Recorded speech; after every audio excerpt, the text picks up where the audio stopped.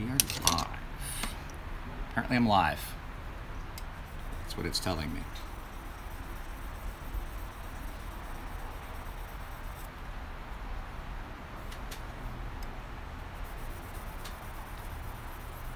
I got a thumbs up from somebody, but it doesn't appear I have anyone here.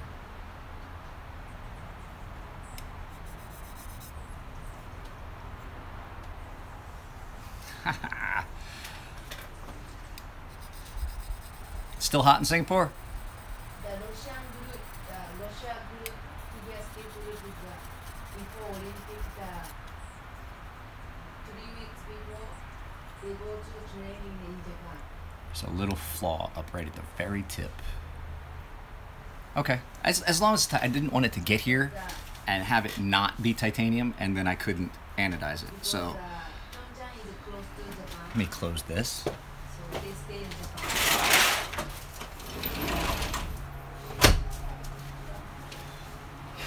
I am currently working on a few of the...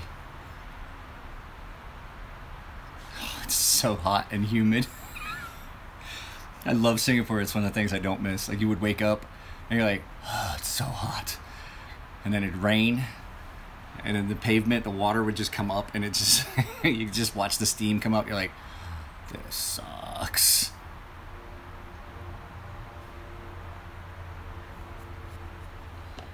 So, I am going to try to do more of these. And I do a lot of Instagram live feeds. You guys know that. Any of you that follow me on Instagram know that I do a lot of Instagram live feeds. But I need to do more of these. I really do need to do more of these on YouTube, because this is my preferred platform. It does me no good to just do Instagram and not do YouTube. But I've been frustrated with YouTube. I've been so frustrated. I can't get monsoon season usually. Yeah. I can't get a clear answer as to what's going on. I tag things one way and everything's fine, and it gets monetized, and I tag things the exact same way the next time, and then it gets flagged. And you know, the income I had made from YouTube was something that I had kind of relied on to do little things, and I'm not getting it because they demonetize my videos, and by the time they remonetize it, nobody's looking at it anymore. So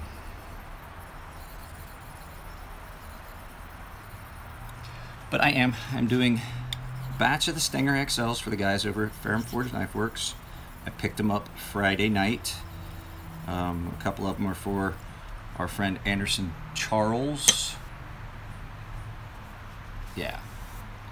Our friend Anderson Charles in Sweden. His knives are on my workbench. Our friend Vinny, who goes by Sour, on here. On his knives. He's Nero Knives on Instagram. His knife is here. And we're just getting them done so the boys can ship them out to these guys so they can have their knives. So, 5 people. The other thing too is I've had people tell me that they didn't get notified that the stream went live on YouTube until after it was already done. So, notifications aren't going out. People are saying they're not getting notified of new videos that I make. They're just not getting notifications. So, you know, it's not fair to you guys.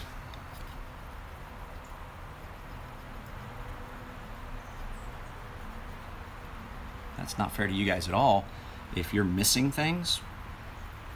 And not necessarily for me. Like if you were subscribed to a channel where you had a live feed. Yeah, and I mean, this is 4 or 5 minutes into it. So if you followed a channel, say like Matthias. I like Matthias's videos, and he does product videos and things like that, but I watch his vlogs. But they do a lot of live stream. I have never once got informed and notified that they have had a live stream. I'm subscribed, and you know, it's if you follow somebody that you really want to watch a live stream on, and you don't get the notification, how fair is that to the subscribers, right? oh, I wanted to ask a question. I could have asked the guy a question right there, and maybe I could get an answer real time from somebody you really like. I mean, it's because YouTube is now actual entertainment. Like, there are people that watch specific channels. I have people that pay my Patreon because they treat it like a TV show. They like the show. They want to support it like public TV, like public access TV. And they're not able to maybe talk to somebody that they respect or want to. They're not able to actually interact with that person because they didn't get notified of the feed. It's not fair to them. And it's definitely not fair to some people. Like, there are people that rely on YouTube as their income. And when YouTube changes these things, it's unfair. But that's not what we're doing. But it doesn't always work. I'm subscribed to a lot of channels and I don't get notified.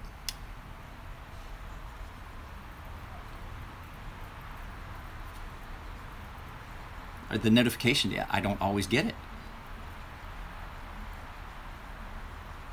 So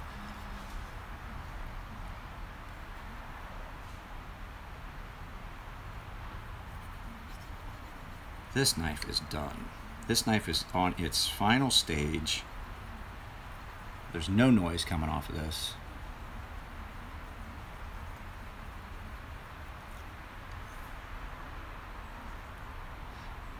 That's when you know you have a super fine grit stone.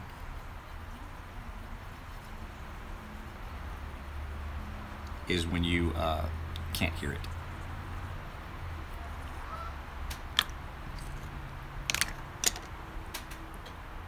Stone's back in water. Have 3 more to do.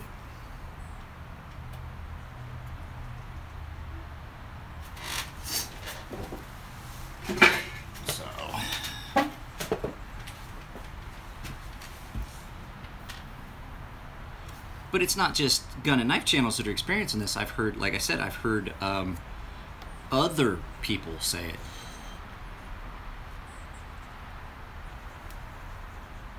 In their videos. Other YouTubers that are not knife and gun. I don't only follow knife and gun channels.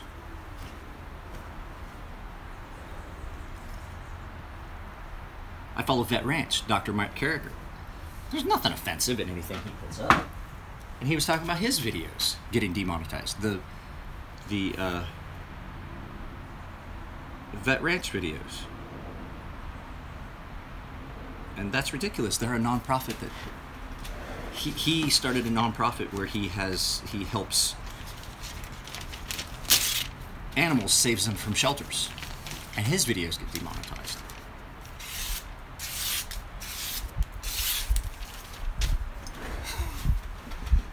A sharp.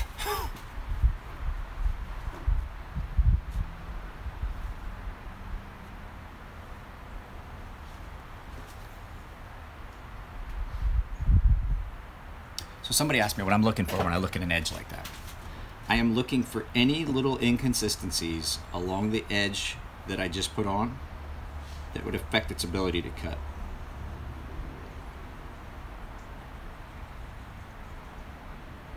And then there's another step.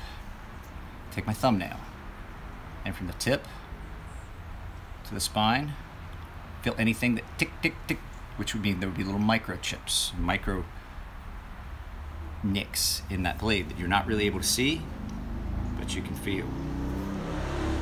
And the last step is to put it back in its box and send it home.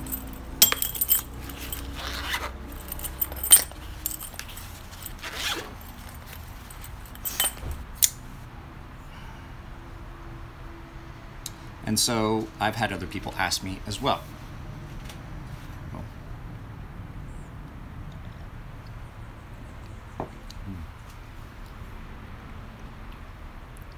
Just when Elliot sends me these knives, he has hit them on a 220 grit belt, just real quick, done nothing else. There's still a big nasty burr on it. And they're like, oh, well, you're just following Elliot's edge. No, this edge will be significantly different. See how very thin that is? This may stay the same. It just depends on how it feels on the stone. I adjust that angle, and then there's always a little bit of an imperfection There's always imperfections when you do it on a grinder versus doing it by hand. That's why Elliot takes them off the grinder, does them by hand on sandpaper and things like that, or sends them to me. Those little inconsistencies and things like that are what I'm adjusting for when I put them on the stones. So that edge geometry is going to be different when I get done with it than it was when it was handed to me by Mr. Williamson.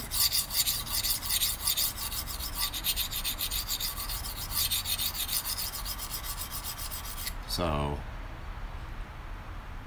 if there's ever been questions about that, like, oh, he's not actually doing anything except just following the manufacturer's angle. Now, a lot of times I don't like the manufacturer's angles.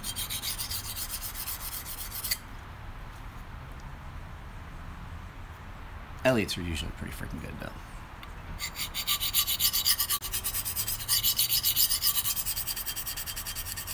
This one had a very blunted tip, and it's not anything Elliot did in grinding. It is because it was in a tumbler. When you guys get a stonewash blade, those go in a tumbler, and sometimes the tips will dink up against the ceramic stones,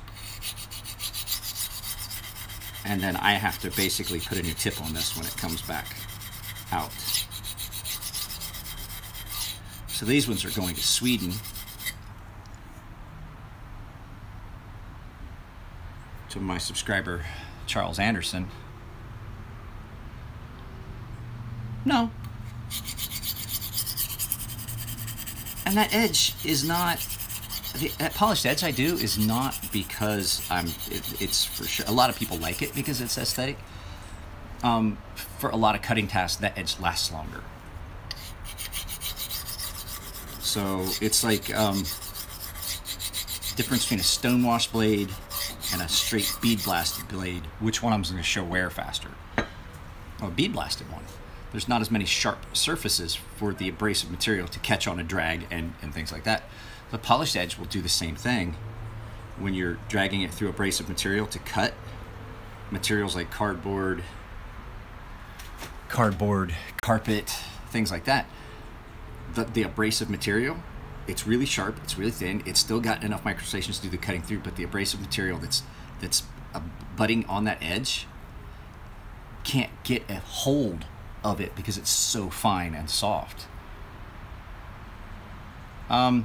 Yours are going to 10,000, and then I just strop, when I get done, then I strop them all down to 0.5 micron.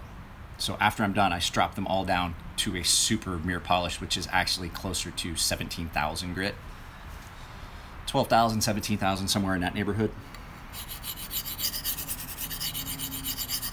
So I stop at the 10,000, then when I get done with all of them, because I knocked the burr off on that leather, and then I'm gonna take it down, all of them down to the same level on the strops. It used to be a thing. I put a business card and a Band-Aid in every box, and I haven't been doing it. Band-Aids are fucking expensive. I figured you can buy them yourself. I'm not gonna spend my proceeds of the sharpening on Band-Aids. At this point, people have seen enough of my YouTube videos, they should know that they should be careful.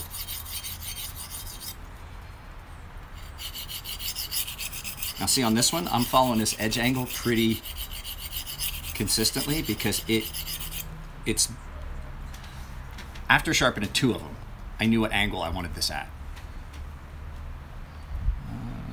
Steel sharpens visually missed ground. I mean, you could send it to me.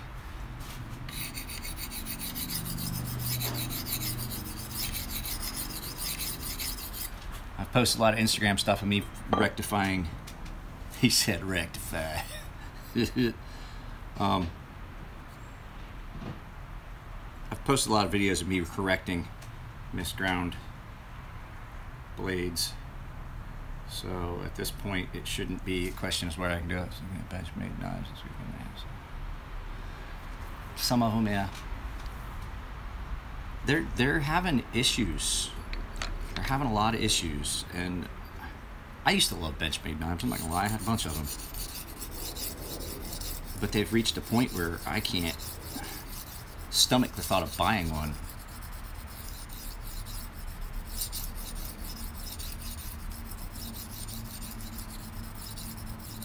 Oh, I didn't know you lived in Australia.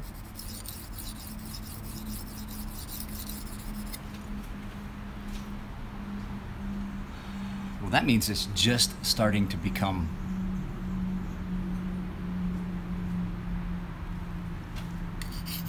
when you flatten your stones.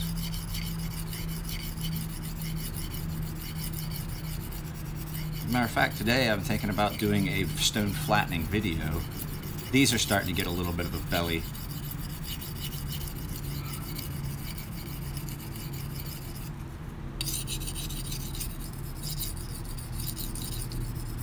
After doing this last run of them. But if you don't know how to do a convex, a little bit of a belly doesn't matter if you're doing a convex edge like I am. A big, significant belly on a stone will affect, but a small little bit of a rounding of the stone, yeah.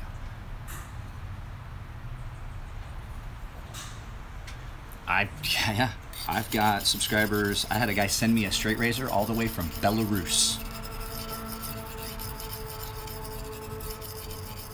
so that he could pick it up when he came to visit his daughter.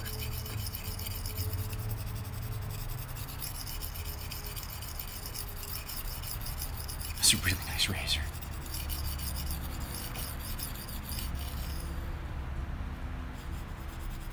If I had to pick a knife that was below Chris Reeves, are you talking in price point? How come I can't see these?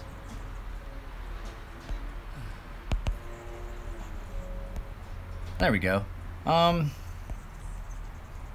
Show stage pertinent. How high am I going to down here?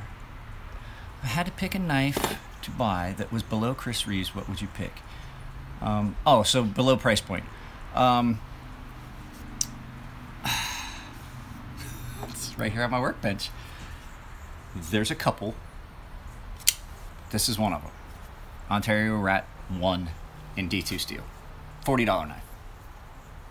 It's gonna last forever? No, it's a $40 knife. And for a lot of things, I would be looking at maybe a small fixed blade. I'm not gonna lie to you. You don't know how useful this little knife that my daughter laid claim to has turned out to be, to have this little fixed blade knife.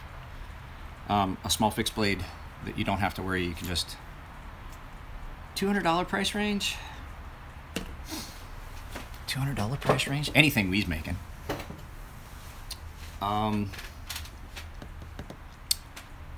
The Kaiser Begleiter, did the video on that.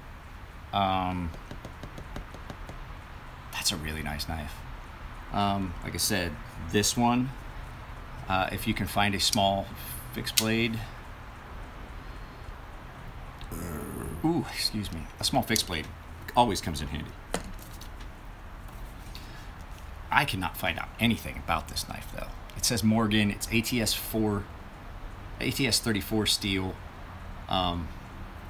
It's really nicely done, another pearl scales, polished, but I can't find anything about this one. And there's another one called a Chesterman that I can't find any information on. So I don't know where they were in that box of knives that came from that mysterious gentleman that wants to stay anonymous. What do we got here?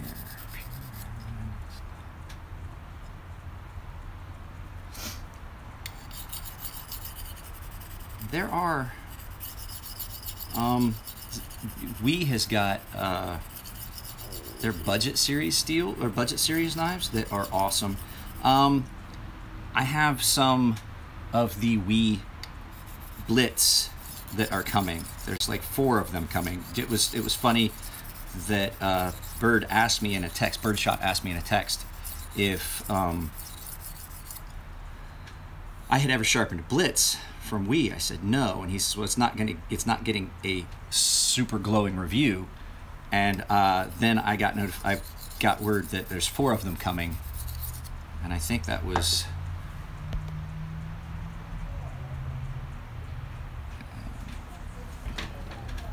Well, I wanted to say something about that too. I had somebody tell me, it's like, well, Emerson's hard crap. I got an Emerson from a ZT Emerson, da da da. I was like, no, you didn't buy an Emerson. You bought a ZT.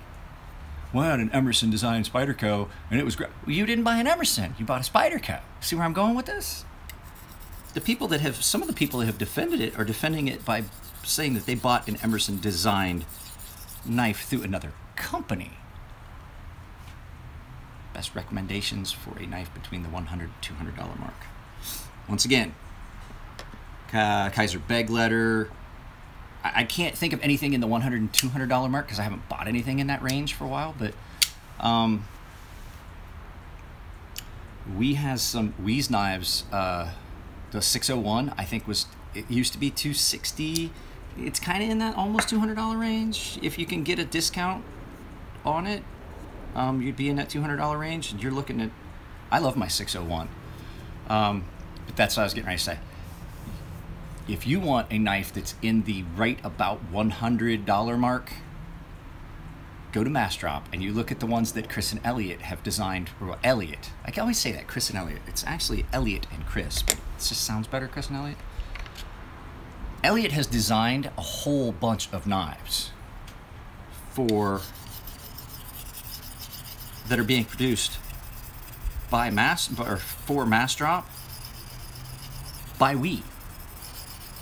And what you're going to find is those knives are coming out really nice. I mean, they might not be perfectly ground. They may have some minor issues. But I'm going to tell you, I've carried the Crux. I've carried the new Gents. I carried the Falcon well before any of you ever even knew they were coming. Way before anyone ever knew they were going to be a thing. I had carried the prototypes for those knives. And they're right in that around $100 price point. 100 to 200. And they're amazing. And I've heard a lot of people complain about the clips. But I got news for you. Pocket clips on every knife suck. I've broke the pocket clip on the bent clip just like this on my Archbishop 3 times. 3 times. Pocket clip is always going to be something that is designed. The pocket clip is designed to bend so you don't break a screw off in the hole. Elliot has designed points of failure and stuff, and people get bent out of shape because their pocket clip bent and things like that. They just did what it was designed to do. William Henry, they're expensive. And what's the when is the next one coming out? I do not know when the next one's coming out. I know what it is, but I do not know when.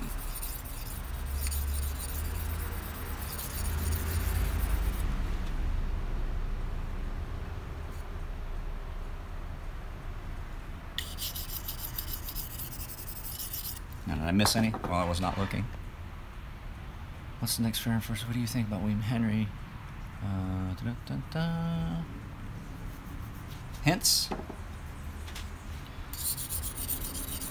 Here's a hint. It's gonna have a pocket clip. And it's gonna be awesome.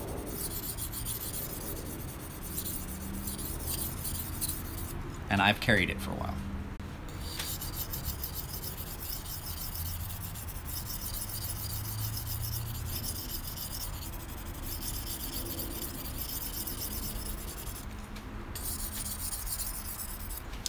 This is how I spend my days.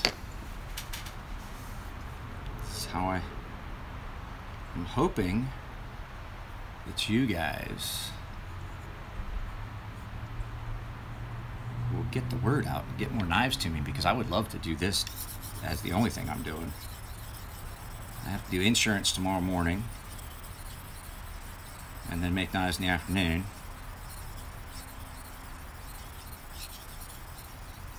Well, I have to finish knives tomorrow afternoon.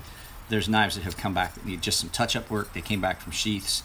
I have still had some touch-up work that needed done on them, so those will be Those will be getting done tomorrow.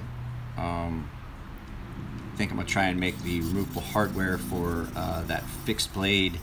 If you're following me on Instagram, I have a fixed blade that I made micarta, green paper micarta scales with a brown titanium backspacer, with a bronze titanium backspacer underneath. There's still some final polish work, and I have to make hardware. I'm going to make Chicago screws. It's going to be removable handles. Because with the brown linen micarta, or the green paper micarta, how do I buy one of your knives? How much? At the beginning of every one of my videos is a business card. You can get in touch with me via email at that.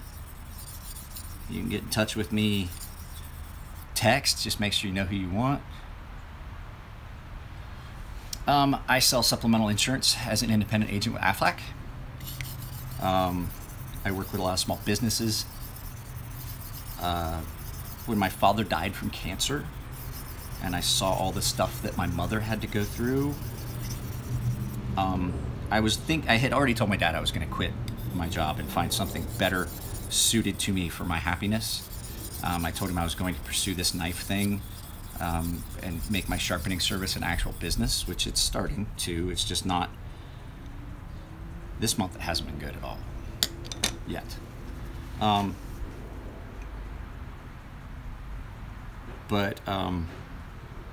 I saw the cancer plan that Aflac has, and I saw how much Aflac does for cancer research and things like that, and I was like, this is the way for me to go. And so I started selling supplemental insurance, focusing on small businesses to get their employees the best possible benefits package. Because I didn't want to see anyone have to kind of go through what my mom did. So it's a challenging job. I'm not gonna lie. It's a challenging job. But I get to meet a lot of interesting people. And I am no way, shape, or form ready for that stone yet. I don't know what's going on in my head. Definitely only ready to go to this stone.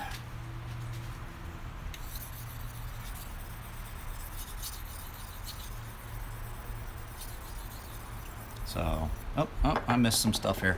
Let me scroll up. Made knives. You should get a website and sell them. Website costs money. I don't have any. But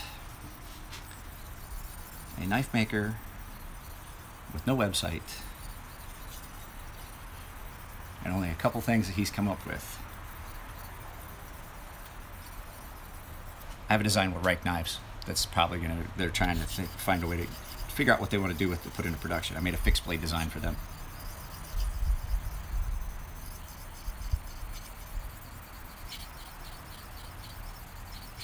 So it's, that's exciting. It makes me smile when I think about it.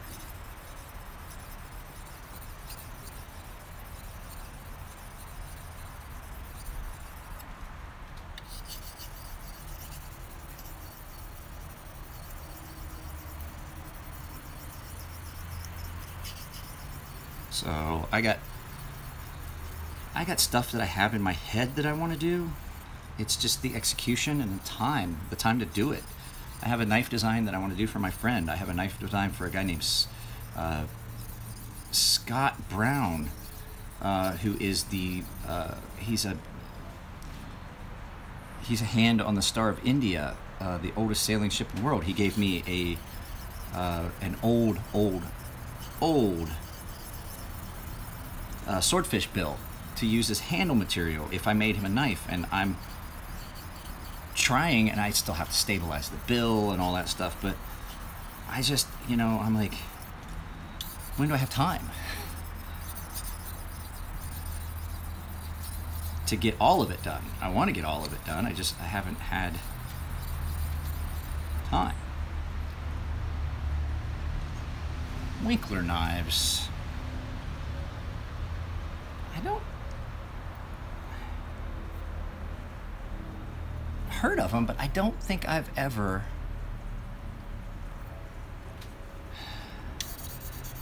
had a Winkler come in. So I don't think I've ever had my hands on one. I've seen them.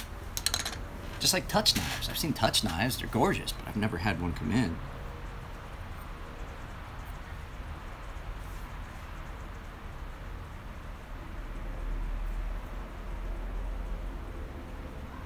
Perfect. Or as perfect as it's gonna fucking get, I should say. That's a more accurate statement. Might not be perfect. That's as good as it's gonna get.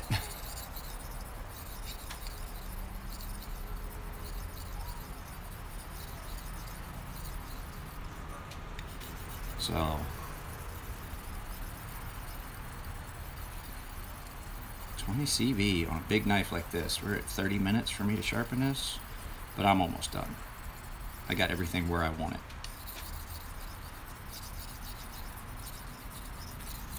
I spent a lot of time that could be, I could easily sharpen more knives at a time. And there's a warm-up factor to it too. Because I could easily sharpen more knives than I do in the time frame that I do it in. But flip side is they gotta be right, or they don't leave. If I'm not happy with it, it ain't leaving this workbench. And I've been known to be like, fuck it, I'm done. I can't do anything else. And then go in the house, 10 minutes later, come right back out, grab that knife, do it.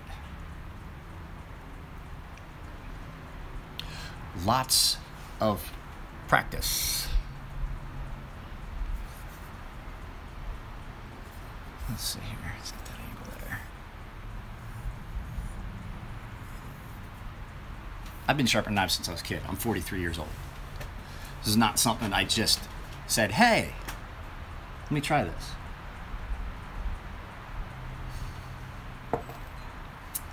And I wouldn't have done it if it hadn't been for the urging of several people. And it's it was Elliot, a friend of ours named Bill. Elliot was like, I want you to start sharpening my knives. He came to me on the Master Blaster run, said, hey, I want all of my Master Blasters that are the Maker's Choice to have that super mirror polished edge that you do. And I said, okay. And he says, and then after that, on the next run, we offered it as a paid option, and I got a bunch. And then this year we did it as a paid this run of Stinger XLs was a Master Blaster, and then it was spinners. And so all of the Maker's Choice spinners and about 15 more of the other knives had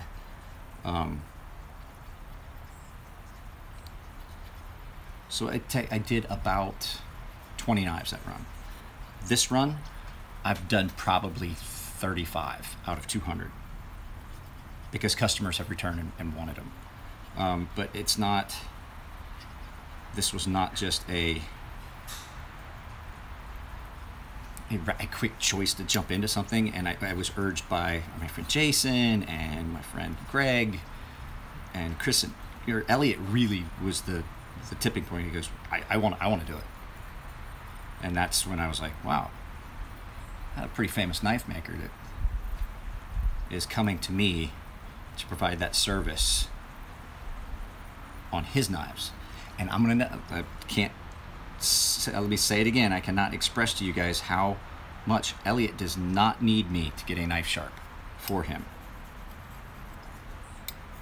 That man does a extremely good job sharpening all on his own without any help from the Emler Edge. So that was that's kind of how I judged my skill when I was at that point. And then you get to the point where I'm realizing that they're willingly, just without any reservation, handing me over things like this, which is about $1,000 knife. This is Chris's personal. He goes, hey, can you get home and just do what you do to it? He says, I want it stupid sharp.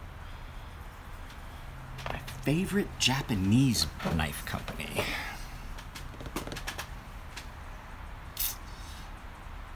probably Kai. Probably Kai. Because, you know, Kai America owns ZT, but Kai is a Japanese company. They make some of the best kitchen knives and kitchen utensil tools, kitchen knives, stuff like that. And a lot of my sharpening equipment is comes from Kai. It's made by Kai, or they're owned by Kai. I think Kyocera is also owned by Kai. I want to say Naniwa Shun is owned by Kai. Shun is a division of Kai.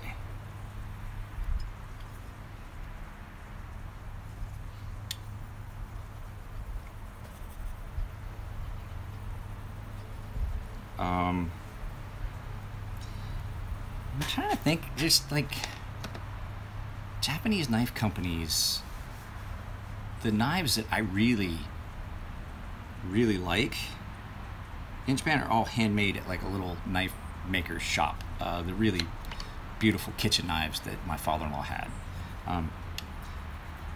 Those were purchased at a shop down around the corner where there was an old dude that, like 6 towns over, up in Seki, was forging them by hand.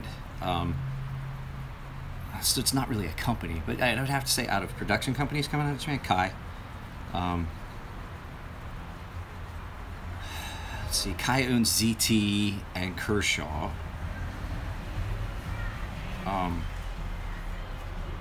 And so that's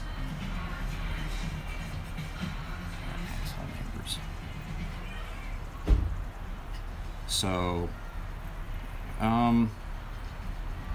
some of my favorite companies right now, Rockstead.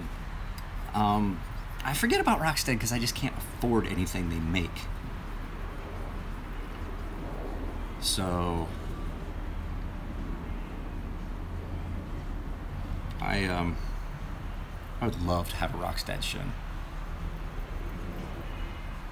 Shin? You want the real story, or you want the story that we gave everyone else? I'll give you guys the real story. No, I met my wife. I was stationed in Japan. I met my wife. My roommate and I would go up to this bar district in this town called Fukuoka, because we were stationed in a small town at a small installation in Japan. I had been going up there for years. I started taking my roommate. He was a good bit, not a good bit younger than me, but he's younger than me, and he wasn't as far into his career. He really was starting. And so we would go, for weekends, we would go up to this place called Fukuoka. It's the third largest city in Japan. We'd go up there and we would party our asses off all weekend, leave late Sunday, be back to work Monday, hungover as fuck. I don't know why we had an apartment. We were never there. We went during the week. It's a 2-hour drive. We would leave work at 4, be there at 6, come back fucking shit-faced for work the next day. Well, one weekend we were up there, and we were at a bar, and I went to the bar with a girl, and Alan and I sit down, and these 2 girls walk by, and they looked at Alan and me and like, hey, we know that guy. Well, turns out me and my wife had met at a beach party that my roommate and I would throw. We used to throw parties that, I mean, like, we would have parties sometimes that the entire command, the entire ship was there. We're talking like, if you weren't on duty, you're talking like 100 people, 150 people at our party. You know, all the enlisted guys. As long as you weren't an officer or a chief, you were probably at our party. And so these girls had met us at a party, and it turns out that my wife was actually dating a guy that worked for me at that time, or at the time that I, you know, previous to me meeting her, not too long before that, she had been dating a kid that actually worked for me. I was his supervisor. So anyway, we're in this town. These 2 girls walk by the table, and they're like, talking to Alan, and the one girl started talking to Alan. Well, the girl I was at the bar with was kind of prudish and wasn't really enjoying it, wanted to leave, and I was like, I can't leave Alan. And this other girl, who happened to be my wife, sat down And I told her, I was like, look, if you got to go, you got to go. But I can't leave him. He's drinking. He's drunk. That's the thing. You can't leave him unattended. We have to stay together or something bad could happen. You know, this is a big city. And so she sits down, and all of a sudden we were talking, and we look up, and Alan and her friend, my roommate and her friend, are just... I'm on a live feed right now. Trying to do what? It's bent. That's why it's not going to go in, but... What's that one? Your earring's bent. That's why it doesn't want to go in. There. No, it's not bent. It's bent. Got to close it. Anyway. So... They're like, he's trying to pull her tongue out of her mouth with his. And we were like, holy crap. And then we look up. No, this is the real story. I'm not going to change it. So she and I start talking, and we look up again. They're gone. They're gone. And I tried to call him. She tried to call her. And she's like, what am I going to do? I'm supposed to go with her. She has the car. I'm like an hour from my house. The trains aren't running. I can't go home. I don't have a place to stay. And I was like, well, I know where they're at. I guarantee I know where they're at. She's like, where? I was like, we've got hotel rooms in the same hotel. I guarantee it. And then that's how we went back to the hotel. We spent the night there, and then we spent the whole day together the next day. And at the time, I had several girlfriends. None of them were serious. It was a mutual that we would, see other people and things like that. And anyway, so I go home that Sunday, and it was a 3-day weekend, so we had Monday off. And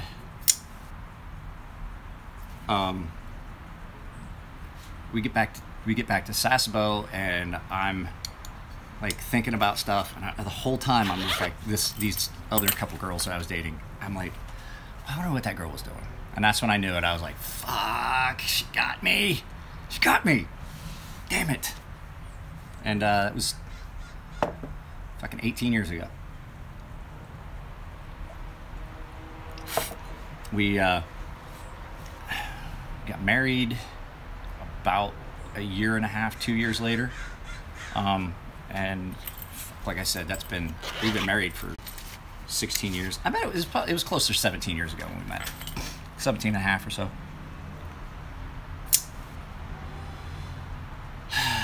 Another one of these. I will tell you guys, I love sharpening knives for Chris and Elliot. I do. But it does start to get monotonous to do the same knife over and over and over and over and over and over and over and over. And just when you think you're done, you're like, yeah, they're done with those. Then they make like 4 more because people custom order. Hey, we got 4 more. Somebody wanted 4 more. You're like, oh, you fucking serious? They are gorgeous, though.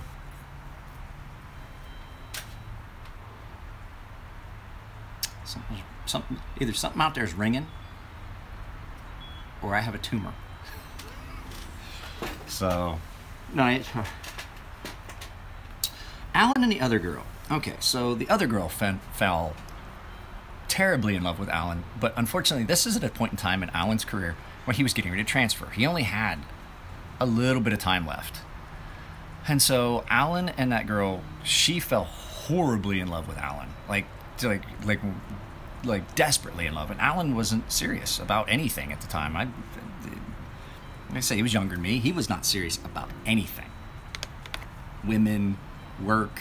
The only thing he was serious about was the fact that we would go out and get shitty fucking drunk every Friday and Saturday. And so Alan transferred and broke that girl's heart, and she's never been the same since. So it's I mean, she wound up finding somebody. They did get married, but she just was never... She was desperately head over heels in love with Alan, and they messed around for a couple months before he left, and then he left. And then he found somebody and got married. But yep, that's what happened with them. Nothing.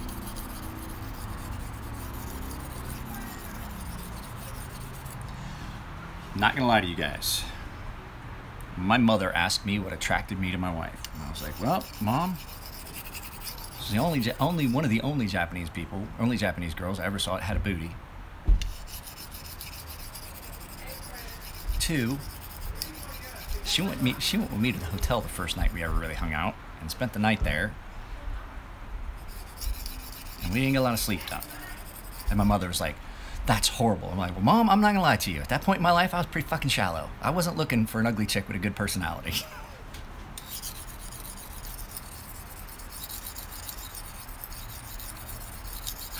I'm not at all gonna lie. I was a 24, 25-year-old who had spent my entire life living on a farm and had seen the entire total in my teen years of dating 2 girls.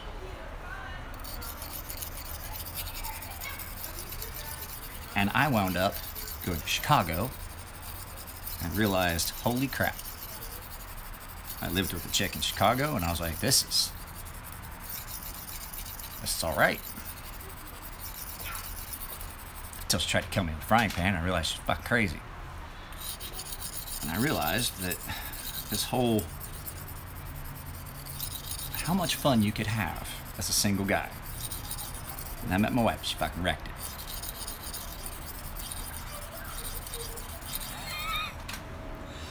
No, it's one of those things that I had dated a couple girls semi-seriously before I met my wife, and it always wound up bad.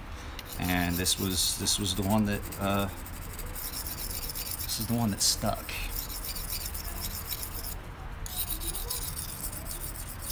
This one's gonna be easy because here's the thing I love when Elliot does this. Elliot made a mistake and sharpened this one himself. So this knife was already sharp when it came to me. I'm just adjusting the angle a little bit. Do we have, can I look at who's, I'm curious. Is there a way to look at who's on here? God damn it, Alan. Alan's married, got 3 kids. His life turned out great too. We both. These I'm taking to 10, and then I'm gonna strap them down on diamond straps to 1/2 micron. That seems to, with 20 CV, be about the best. You wind up with a very polished edge, but it is still pretty aggressive. It really is. 20 CV holds that bitey, aggressive edge all the way up to 10,000 grit. And the fact that I used diamond stropping compound on my balsa wood strops means that I'm not rounding the micro serrations over, and they're staying very sharp and peaked. Does that I mean, if that makes sense? Some people can't wrap their head around that. Sometimes when people are stropping, let me do this, since I've had this question asked a bunch of times, but now I can answer it real time. So your micro serrations are like this when you first start on a coarse stone, and the finer you get, the tighter they get until you get that sawtooth pattern is still there, but it's really fine. But when people strop, a lot of times they do 2 things. They use a stropping compound that's too soft. The chromium oxide that I use is soft, and so I have to answer this in a minute. It's my friend Mario is getting ready to do heat treat. He can't remember the heat treat for 20 CV. So anyway, it's chromium oxide is good. I use it for knocking the burr off and for softer steels. 20 CV, what happens is it's softer than, and you round over, and then you don't have those sharp peaks. What you have is just, it's polished, but then it's not sharp or bitey. You still have that apex, but your little micro serrations that do the work are basically gone. I use, because it breaks down. It's softer than the material and it breaks down. So if I'm going to use this on 20 CV, I reload it like every 2 strokes or 3 strokes. Yeah, it's impossible. My 20 CV is going to be impossible to sharpen. I can sharpen it. I had no problem sharpening it.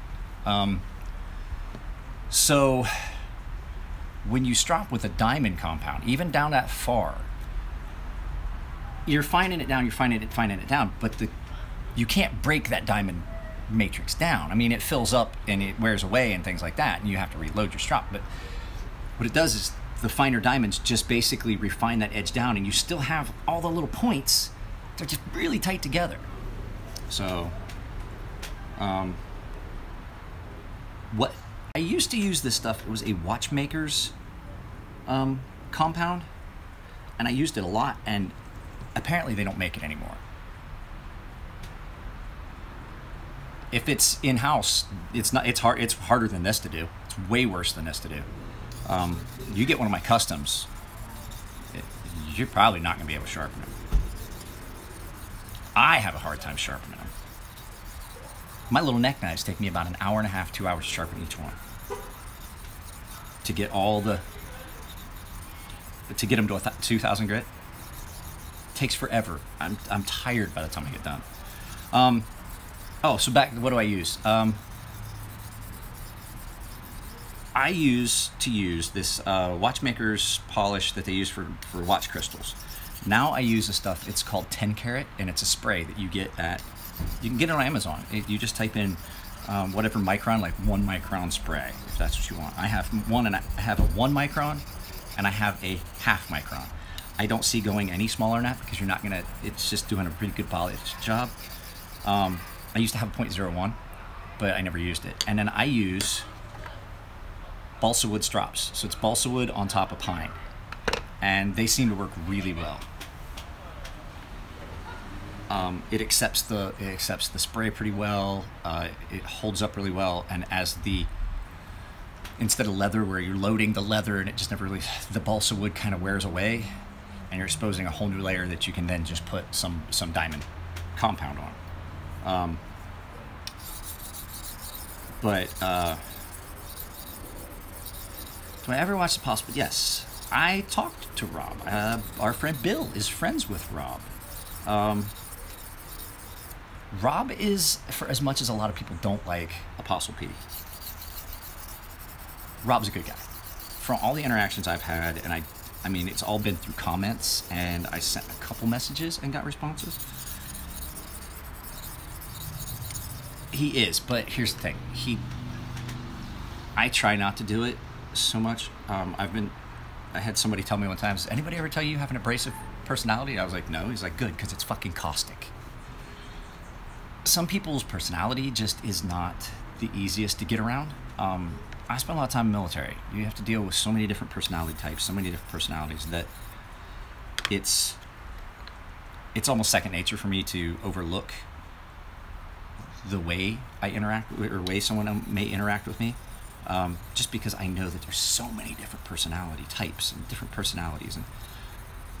But I will tell you, Rob's a very good person, because this doesn't necessarily mean that this is what makes him a good person. But he's a very, very, very strong-faithed person. He's a very, very strong Christian, a very, very strong Christian faith.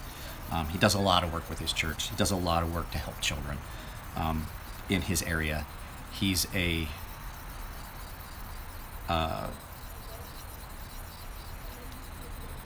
he's different than what most people. ENTJ. Okay.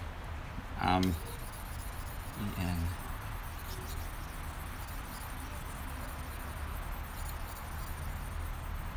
I don't know what an ENTJ is. I know what an EN is. That's an engineman. I don't know what a TJ is.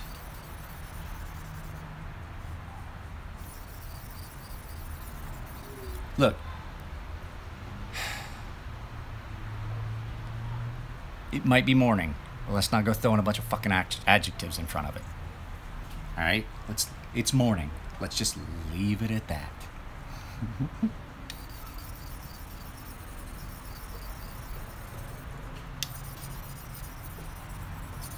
So, 54 minutes. I got 2 knives done, basically, in an hour. That's not bad. It's not where I would like to be. Yeah. And he does good work. He does it on the Edge Pro. it's a different style sharpening than what I do. Everything I send out has got a convex edge on it. Now, you're just stating a fact. It's morning. If you ever grew up on a farm, you'd know there's nothing fucking good about the morning. I hear squealing. I think my daughter's stretching. Do you believe?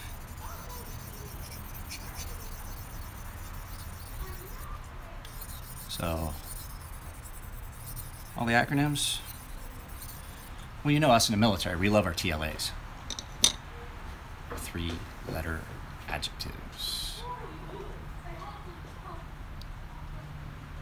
Mr. Anderson, there's always a chance that anything could happen. Would you like that to happen right now? Let me finish this, and that's what we'll do. I have 3 more stones of grit, and that's what we'll do.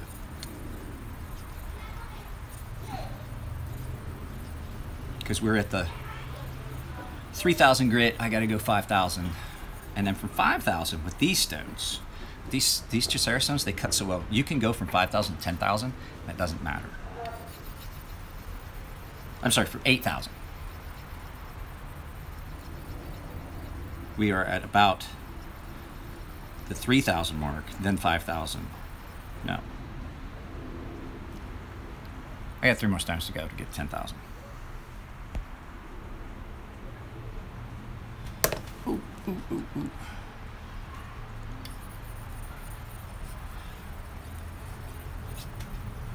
A lot of acronyms get used because it's just easier that way. The Navy, we had a ton of acronyms. I mean, everything had an acronym. You know, if you want something done before the end of the day, it's COB. I need this done COB. Because you don't have time to type out close of business. If you don't know what COB is, you're just going to work late.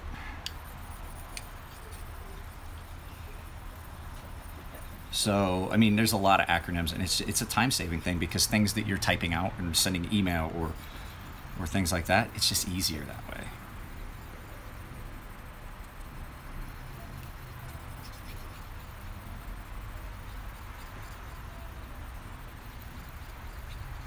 Get off my channel. Get off my channel, Mr. Anderson. Get out. No, I'm kidding. So, I was really hoping to get more people on this live feed than this.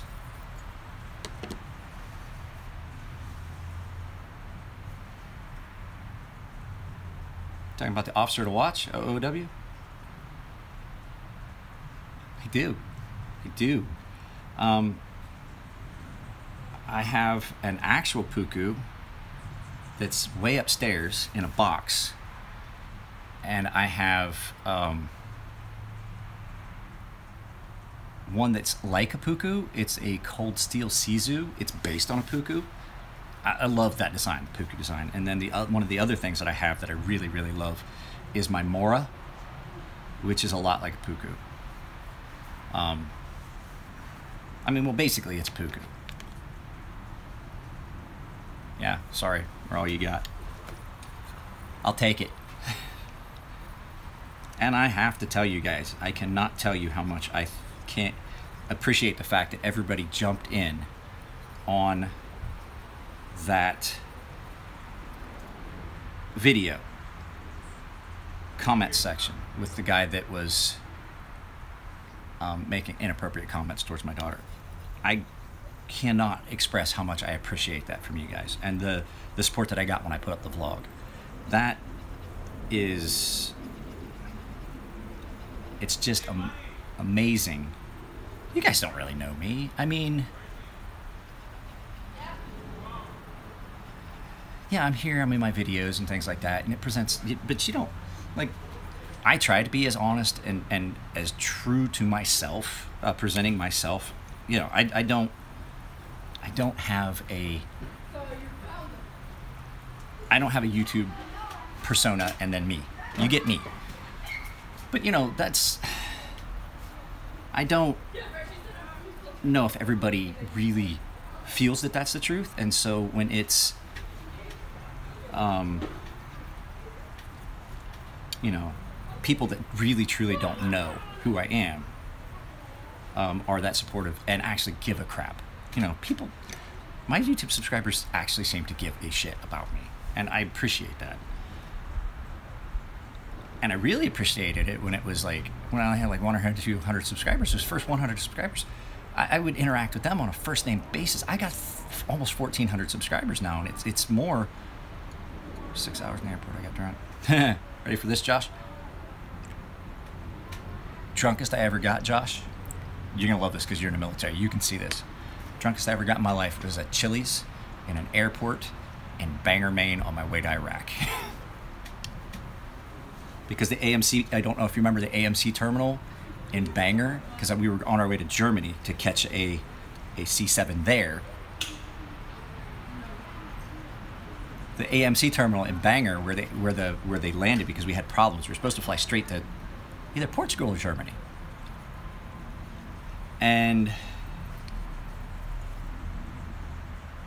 we wound up had an issue with the plane. We had to stop in Bangor, Maine for the night. And by the time they get the issue taken care of, the pilots couldn't fly. So we spent the night.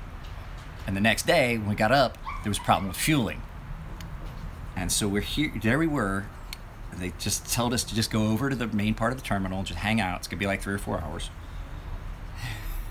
And I sat down at the Chili's in Bangor, Maine. And I got fucking so goddamn drunk, I couldn't see. Honestly, probably the drunkest I've ever been in my life. Airport Chili's in Bangor, Maine. On my way to Iraq, via Portugal, on a C-7.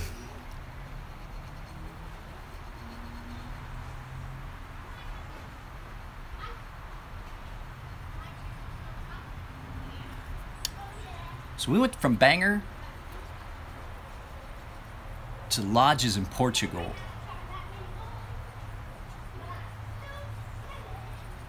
I will not engage. I learned a long time ago, there's things you don't do, especially in a public forum where you have people of varied backgrounds. I will not engage too much. I did vote for Trump, but that's as far as I'm going to go.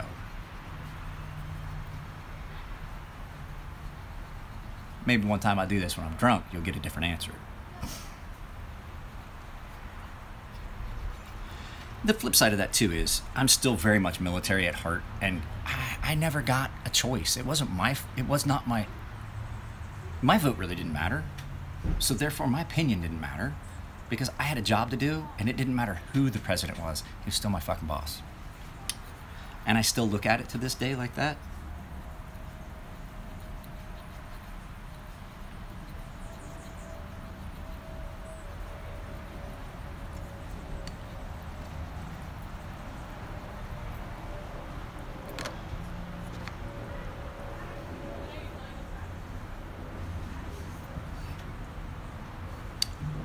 Too bad Sauer's not on here. You could see his knife in a finished capacity, because this knife's done.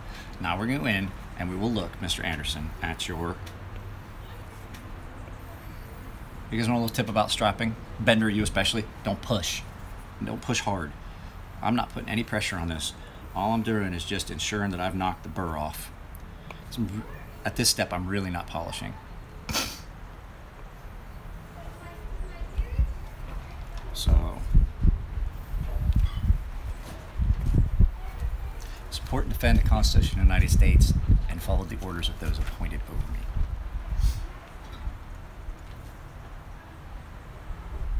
Now, I took that oath, but I don't remember anyone ever telling me I was relieved of that duty. So therefore, the president's president. It's just what it is. All right, Mr. Anderson, let's go in here. Let's get in here.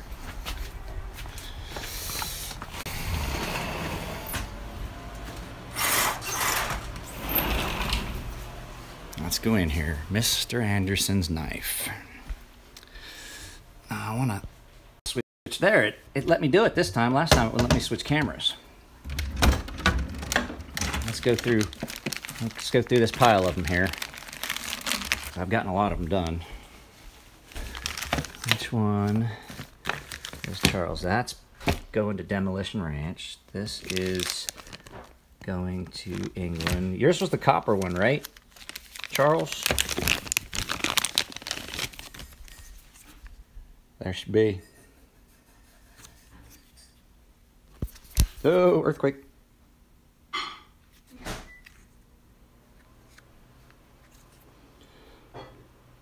There it is.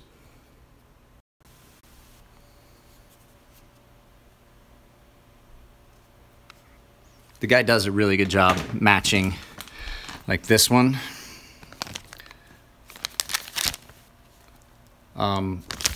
Ooh, don't want to drop it. But there's a really good example of it. Remember the Deadpool knife?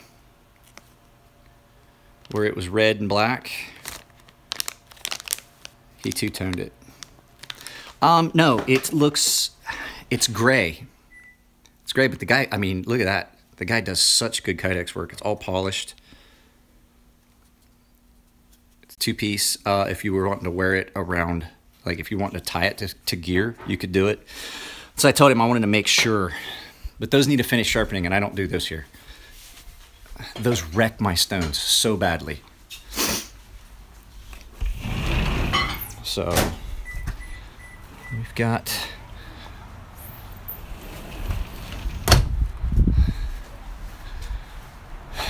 one last knife to do.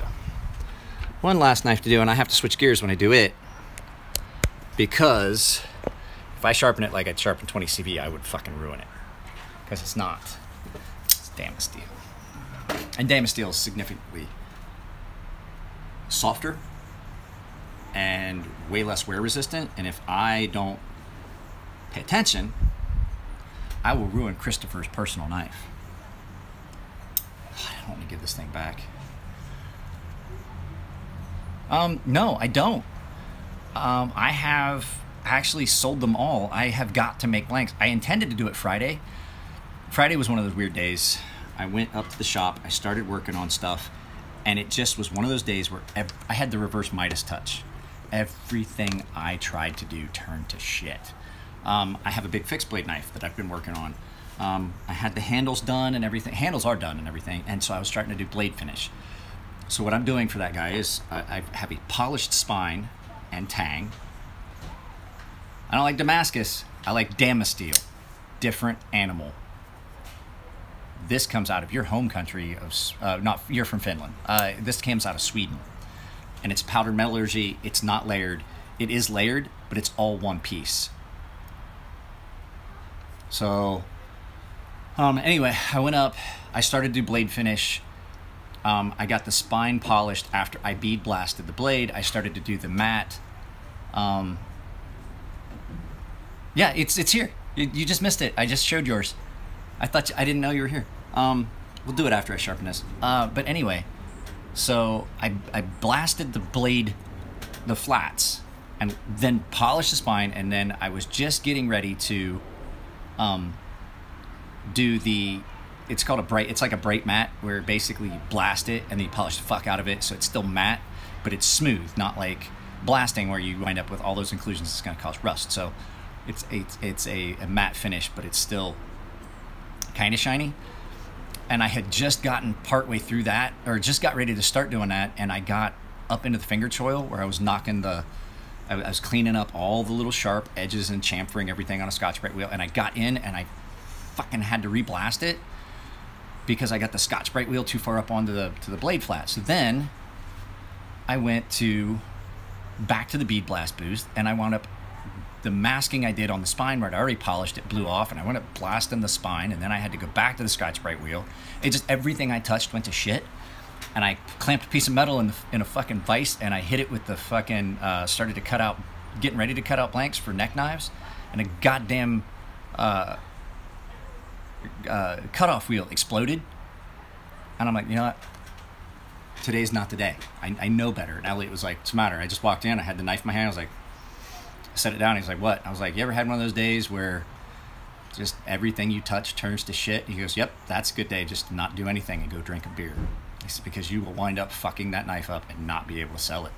He's like, you put a lot of work into that already. So the guy's already paid me half of it. And I was like, yep, I'm not doing anything. And I walked across the parking lot to the brewery, and I sat down and I drank beers with Elliot and Chris and our friend Bill. And I did some stuff for Matt and basically helped him ceramic coat some stuff. And he shot me some money via PayPal, and then we went and ate a sandwich, and I went home. Hey, Ray. Just sharpening some stuff. Trying to be more gentle with this than I normally am with their other knives. Except with...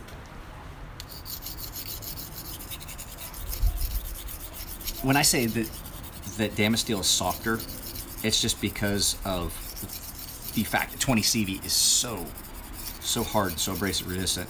If I treated this like 20 CV, I would fuck up Chris's knife, and I don't want to do that because this thing is gorgeous. I love this knife. So Chris has a watch, and it's a Millennium Falcon watch, and he basically wanted to match the colors, and he matched it exactly. Like if you were to look at his watch and this knife, you're like, oh, that must have came as a set.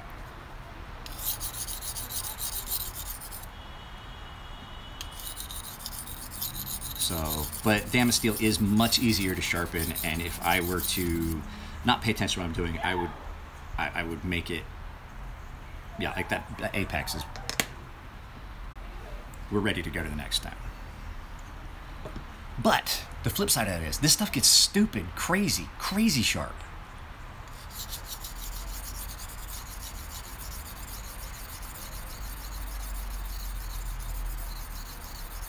Ridiculous sharp. RWL 34.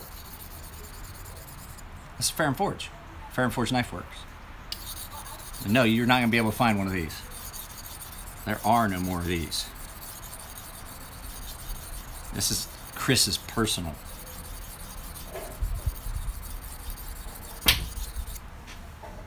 Bye. Going skating, they are. So it's, I mean, you can still order this knife, just not, you're not going to get a Damasteel blade.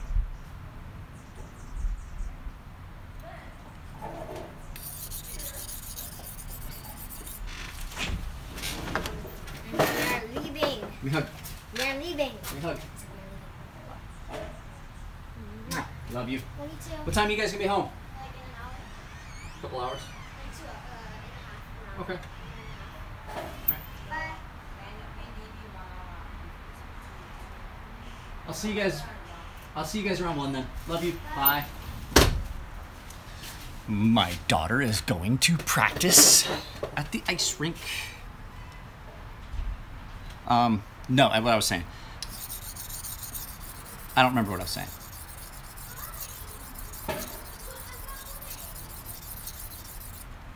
Forgot what I was saying. Did anybody say anything while I was... How was the roller coasters? Amazing. That little maniac. So, we went to Knott's Berry Farm yesterday. And it's Veterans Day, and this is that time of year where it's free for veterans and retired military. Basically, if you were in the military, if you can prove it with a DD-214 or a retiree card, yeah, we rode it yesterday. You get in the park free of charge with one guest.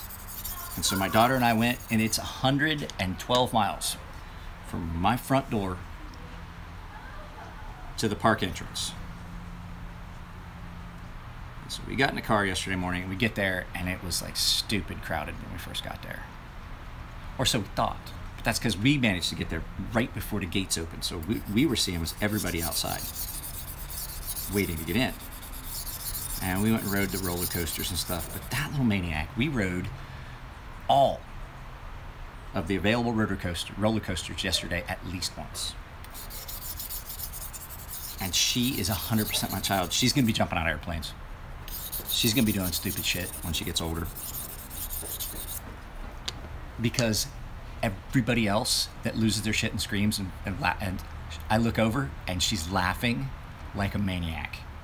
Just not at all screaming, hollering. She's laughing. And I realize I do the same thing. The kid's going to be a complete and utter adrenaline junkie, and it terrifies the shit out of me.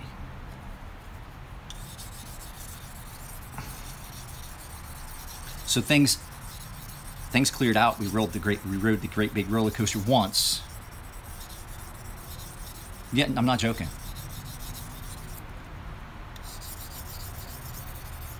The happiest I seen a kid was we got off a couple of roller coasters and she had so much adrenaline in the system, her lower lip was shaking. Like she was, her teeth were chattering, and she's like, "Daddy, let's go do another one. Let's do another one. Let's do another one." I was like, "All right, cokehead." "Daddy, let's go to Supreme Cream. Let's go get on Supreme Cream. It's got a short wait." Like, you just want to keep your adrenaline levels at a peak. That's what's wrong with you. And then we walked 8 miles in that park yesterday.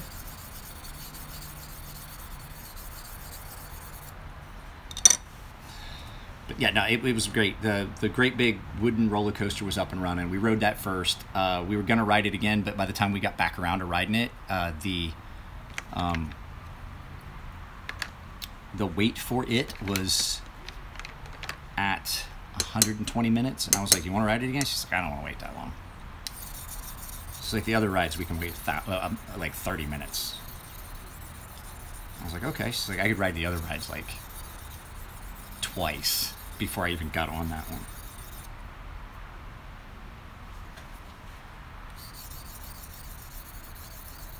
But riding it at night is awesome. So we are going to, probably next time we go, ride it at night. So who's got questions? Anybody question? This is kind of what this was. This is question and answer time. It's always, I live in San Diego. Weather's always awesome. It was 70 degrees and sunny all day. Warm enough you didn't need your sweatshirt all day, but just cool enough that you weren't sweating. And then it dropped down into the 60s, the low 60s before we left. But we always take extra jackets and stuff. We rode roller coasters again.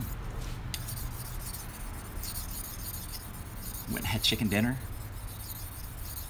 I won't lie to you, the chicken dinner was amazing.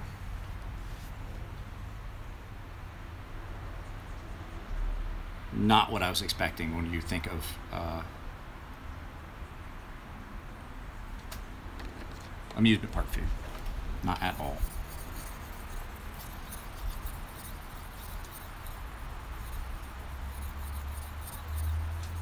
San Diego, bro.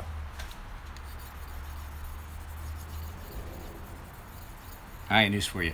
As much time as I spent downrange, and you too, I don't know why you don't say. I'd much rather be hot than cold. Yes, Fahrenheit.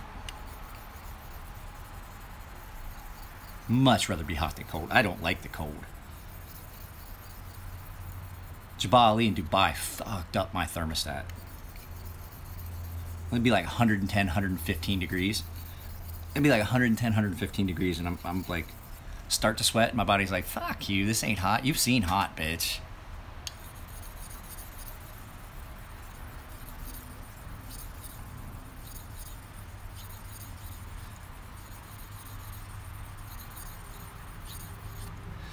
I saw a question. I saw an actual question on here. How many years did it take for you to get to this level of sharpening? I'm 43, so probably 37.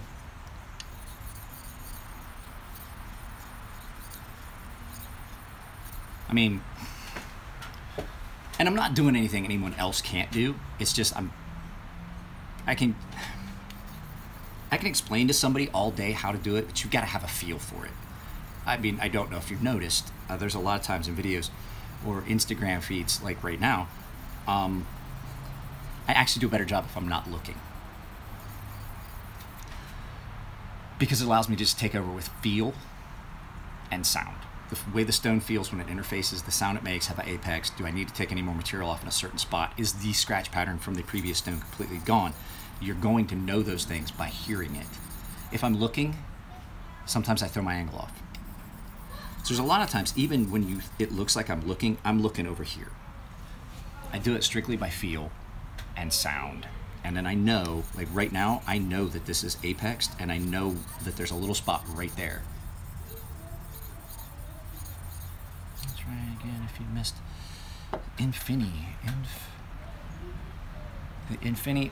I'm not sure, what do you, the INFI, any thoughts? I don't know, I'm not 100% sure.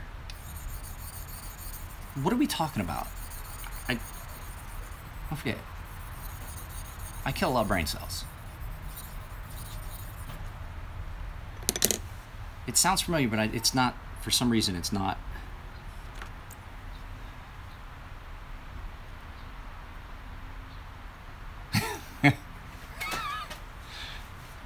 Steel, Infinite. Bussy, I just sharpened a Bussy knife, the big one that I did. Is that what we're talking about? It's, are you talking steel finite? Because it's not, for some reason.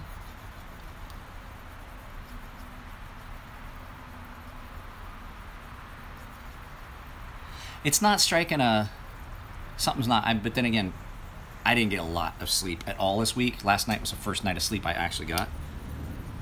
Holy shit, 80 minutes? Been doing this for an hour and 20 minutes? I'm sorry, guys. So I'm going to do an actual YouTube video today, though. So...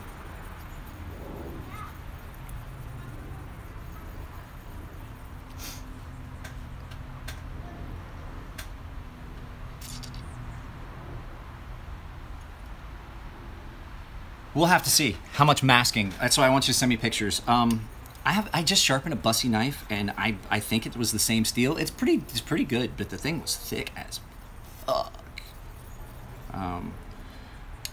And then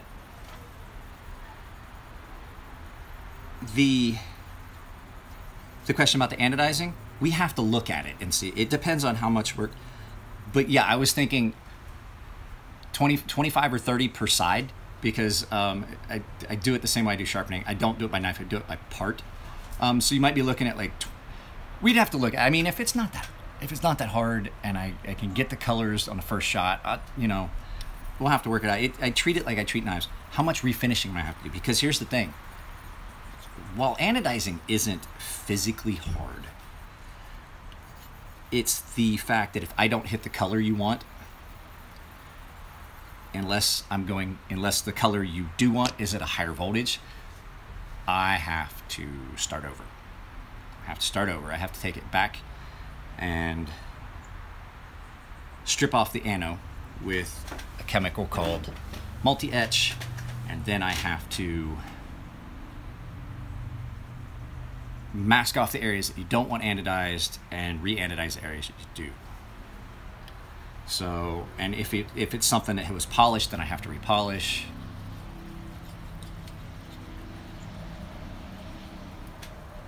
Well, I was actually going to do this a lot earlier, because it's already almost noon here. I had intended to be completely done with this by like 10. The problem was, I was so tired when we came back that I didn't even get out of bed till 9, which is out of character for me. I'm usually up by 5:30, 6 o'clock, even on Saturdays and Sundays. But I definitely wanted to get all this done before my daughter came back from ice skating. God damn, a steel gets stupid sharp. Yeah, like I said, if you send me pictures, we can talk about it and figure out if it's something I can even do.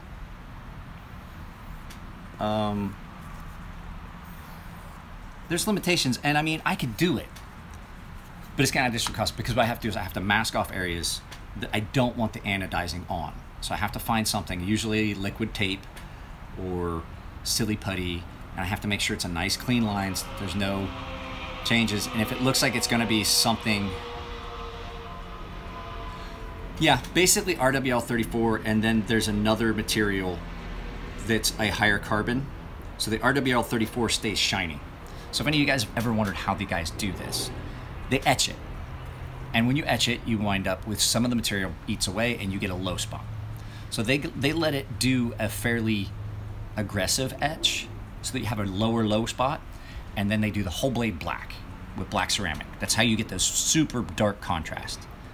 Then there's an abrasive that they use, and they just polish off the flat areas on top, the high spots, and leave the black in the lows. Then they redo a second coat of ceramic coating, because it will only adhere to the areas that aren't, and I mean even on the spine. And so you get the low areas, because Damasteel doesn't blacken like regular Damascus does, because it's not regular Damascus. So then they just remove the ceramic off the shiny parts and then re-anodize it a second color. This is the result you get, where you have a super contrast. Only people that are doing, except for Brian Ty, who I found out later how he's doing his colors on Damasteel. He's heating it. So the problem with that is you screw up your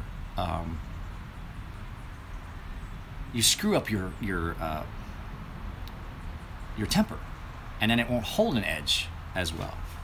And so with this stuff, some of the, I'm not gonna lie to you, the knives that have left my house in Damasteel are as frighteningly sharp as anything I've ever sharpened. I wish, there's a little bit of a burr left on that still. I really wish that I could get the same result in all steels. They just feel different. It's not any sharper, it's the way it feels.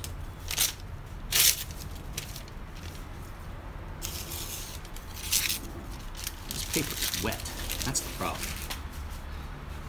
I had the drawer open and I was dragging stones across my lap and everything, and so it dripped down into my drawer, so the stuff is wet.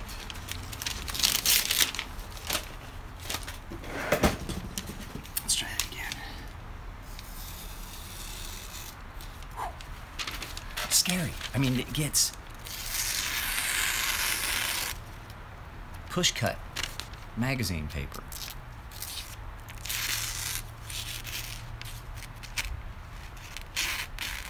All the way out to the tip.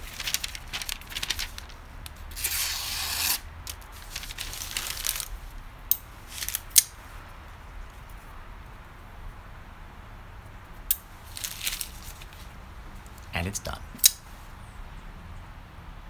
And Jesus, is that scary. Like, I honestly don't want to touch it. So knives are done. All of them are done.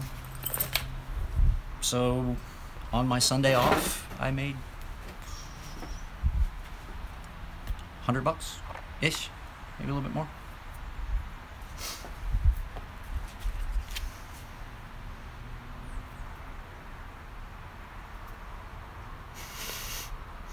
There's other metrics like this. Just touch, I don't have to cut the hair, but one of the ways that I will tell is touch it to my beard, and if it grabs and it's starting to pop hairs off, this little thing is stupid sharp. This is my daughter's now. I want to do a review of this, but I can't find anything out about it. Now we're going to go in on a field trip because I wanted to show you guys something. I wanted to show you something that I was talking about with Nick Shabazz about edge geometry, and I didn't really get a chance to make it clear to him. So he said, you know, he disagreed with me on this knife being perfect. It's not as visual, no, but it goes along with me, the feel of how sharp it is as it's catching hair. So let's go back out here where the light's a little bit better. I hear my kitchen. So Nick and I were talking on that shared live stream about this being, I said it was my favorite knife, and he was saying it's just too thick. And I don't think he got what I was saying. The way I accounted for that was I thinned my edge, and it shouldered into the thickness of the material so much. But it's a thick knife. It is. I'm not gonna lie. But the edge geometry, not the blade geometry, the edge geometry is what makes the determination whether it's gonna slice or not. And I'm not gonna lie, this will slice like fucking crazy. And this knife, if you were to, here, let's turn this around with the good camera, you can see the wear on that blade. Oh, no. Anthony, you missed out. They make a run of 200 knives, and then that knife is never made again. you're not going to find one of these. So you can see where I've worn the finish on this blade by using it, and it doesn't, I do not have an issue with it. Oh, hey, look, there's something on the floor. How did I get there? I've never had an issue with thinking it was too thick or anything like that. So it's a matter of edge geometry. Your slicing comes from the edge geometry. If the material's thick and you thin your edge out, then you're good. But the problem is, like I said, the way you thin it.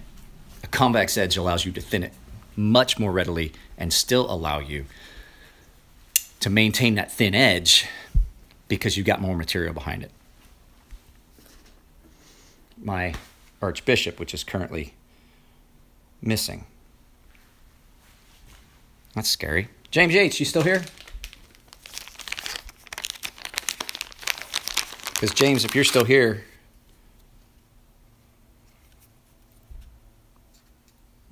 the colors aren't going to show up real well, but here's yours in its sheath. Yeah, but they're not making it. What you're seeing is them on the secondary market.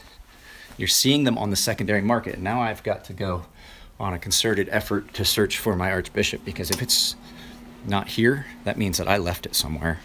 And that... Oh no! That's the problem. My Fortis wound up in the wrong spot next to this.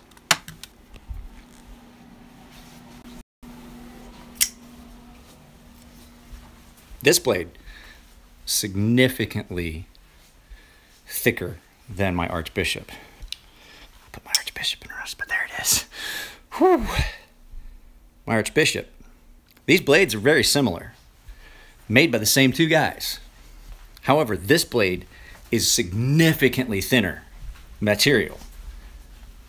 My Archbishop, let's get this here. That, not the material, blade stock's the same thickness.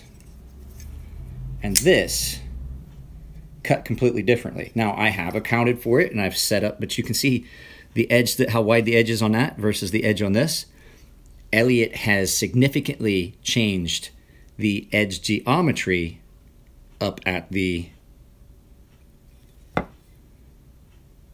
Vinny would, Vinny like Vinny snuck in my house and took my fucking Archbishop. This one is significantly thinner behind the edge than this one. It doesn't cut any better because I accounted for it, and I love this knife. And then this finish is a bright matte almost. It is so frictionless when you cut that once I thinned that edge, I was able to account for it. I love this knife. I lusted after one of these for so long, and then Nico got it for me. This pocket clip has been busted and bent so many times, but yeah. This is my baby. I love this knife. I don't know, but I don't know why though. There's just something about this one. It just looks mean. It spends a lot of time in my pocket. It spends a lot of time on my bedstand so that I can grab it first thing in the morning when I get up. So I'm going to give this another 2 minutes. I have to get off here. I have things that I have to do. Honey-do list stuff that I've been putting off. I have got to fix the garage door opener. It doesn't work right all the time. I know what's wrong with it, and I have to... this door, our front door, for some reason...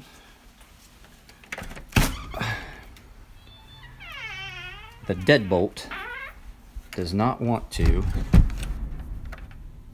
engage properly. So I think that I need to adjust the hinge. I need to clean the door too. Oh, being a homeowner sucks ass. All right, guys, that's it. I'm off of here. People had said that I had not done a sharpening video in a while, so I figured I would just do a live feed while I was sharpening. I do it on Instagram all the time. I'm going to do it more often here.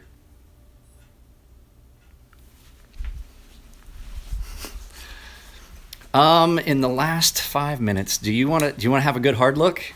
I'll take the time for this. I know I said I had things to do. Okay. So that knife is on the workbench. That knife was there. Give me just a minute. They're out on the workbench. Let me go grab the other two.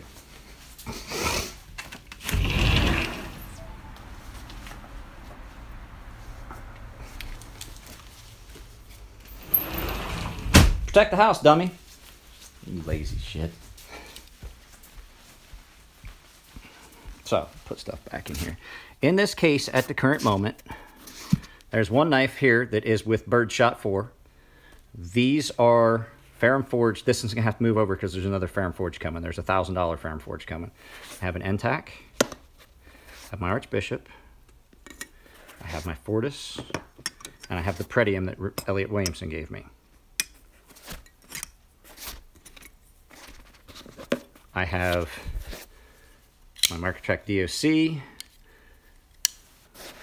I have my Chris Reeve Sebenza. I have my WE 601. There's a Riat Horizon D that goes in that case. This is the most important knife that I own, the one my father gave me. These are all, from this row to about here, these are all $405 plus. And then you get down to here, we have some discontinued cold steel knives that are probably, the last I looked, they're going for $300 or $400 each. This one is a small little slip joint that I picked up in Japan, Higo Nakami.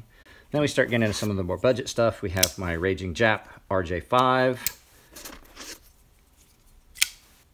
my Ontario Rat 1. Like I said, here's the one that my father gave me. My Cold Steel Tough Light. This is a WE. I can't remember the model number on this one. This is a Ryuke steel folder. This is that Kaiser Begletter. Nico, you came in right at the end. I'm turning this off. That ZT 0650 or 0560. Spyderco Yojimbo 2. And a little Spyderco Chaparral. And then so... Hey, Nico, I didn't know if you knew this. When you're a moderator, your symbol shows up with a little wrench. There's a Browse Custom T4. Those are tools. K-bar, another small custom. A McHenry Williams Benchmade Benchmite. 2 knives that I made. And then there's this. And then there's this. So that's some of the knives that I have. Next time we do this, if you guys remind me, we'll get in this drawer of knives.